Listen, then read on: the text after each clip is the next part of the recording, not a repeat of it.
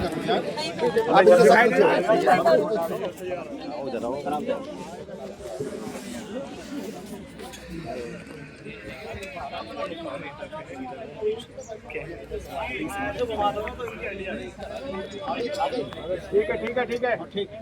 रहे हो सर, आ रहे हो, बढ़िया।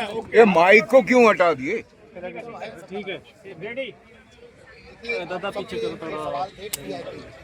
टेलीकॉम इंफ्रा प्रोवाइडर है, हमारा काम है बीएसएनएल के साथ हम पार्टनर हैं। अच्छा जी, माइक ले BSNL को जो सर्विस हम लोग ग्राहकों के घर तक पहुंचाते हैं वो हम टिप का काम है, इसीलिए हमको टीआईपी कहा जाता है। टीआईपी हम बीएसएनएल के ऑल इंडिया से हमारे 28 राज्यों से सारे साथी आए हुए हैं और हम सब जो आज की जो यहाँ पे जंतर मंतर पे धरना प्रदर्शन का जो प्रोग्राम था उसका मेन उद्देश्य जो था वो ये था कि हमारे ऊपर तरह तरह की अलग अलग पेनल्टीज लगाई गई है।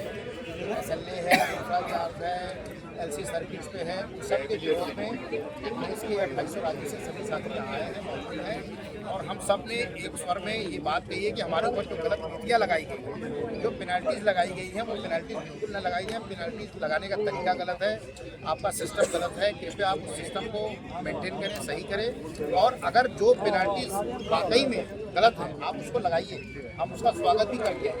लेकिन जो गलत नीतियाँ हैं, गलत तरीके से लगा रहे हैं, आपके सिस्टम में जो आपका सिस्टम ले रहा है उस तरीके से लगा रहे हैं, मनमाने तरीके से लगा रहे हैं, उसके विरोध में हम सभी साथी यहाँ जंतर मंतर पे आए हुए हैं और इसका विरोध कर रहे हैं। साथ में ही हम लोगों ने ये बीएसएनएल को एक चेतावनी भी दी है कि 10 मार्च 2026 को अगर SLA पेनाल्टी पूरी तरीके से समाप्त नहीं कर दिया जाता, अगर इसमें बदलाव नहीं किया जाता तो हम इसका सड़कों पर उतर कर विरोध करेंगे।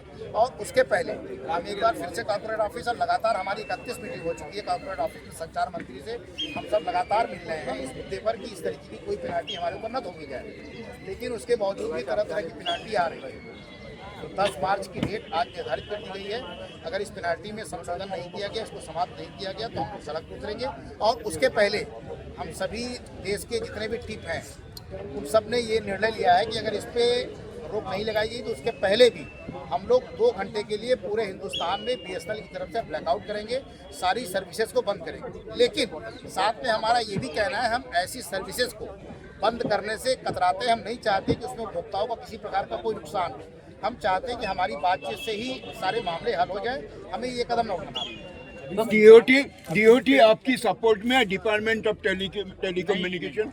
बिल्कुल नहीं, सरकार से क्या आश्वासन मिल रहे हैं? DOT अगर सपोर्ट में नहीं है तो मंत्री जी आवेदन दिया उसका क्या निर्णय रहा? इसमें सीधा कौन आएगा? संचार मंत्री को जो हम लोगों ने आवेदन दिया, उस आवेदन में संचार मंत्री ने हम लोगों को 40 दिन का समय दिया।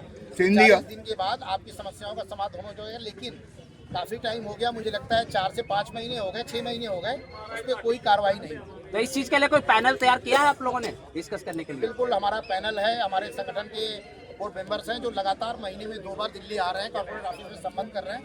और आज के दिन हम लोगों ने यहाँ धरना प्रदर्शन रखा है। कल भी हम लोग, हमारे जो भी संगठन के साथी थे, शाम को 6 बजे से लेकर रात को 10 बजे तक दिल्ली कॉर्पोरेट ऑफिस में मीटिंग में बैठे थे। और आज सुबह से लगातार अभी हमारी यहाँ पे प्रेस मीट हो रही है, लगातार अभी भी हमारी वहाँ पे बातचीत जारी है। वहाँ हमारे बोर्ड के साथी बैठे हुए बातचीत कर रहे हैं, प्रयास कर रहे हैं कि इस समस्या का समाधान हो जाए। तो हमें आगे 10 मार्च को बड़ा कदम ना उठाना पड़े। 1500 करोड़ रुपए में कोई न्यू पार्टनर अपॉइंटमेंट किए, वो क्या आपको साइड करने के लिए? बिल्कुल बीएसएनएल की ये तैयारी है। वो जो 1500 करोड़ रुपए में नए पार्टनर्स को तैयार कर रहे हैं, जगह जगह मल्टी सिस्टम ऑपरेटर MSO को बना रहे हैं।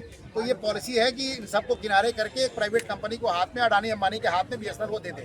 लेकिन हम सभी टिप ने ये कसम खाया है, 32,000 टिप ने, कि हम इसको कहीं भी नहीं जाने देंगे। इसके लिए हमें आर पार की लड़ाई लड़नी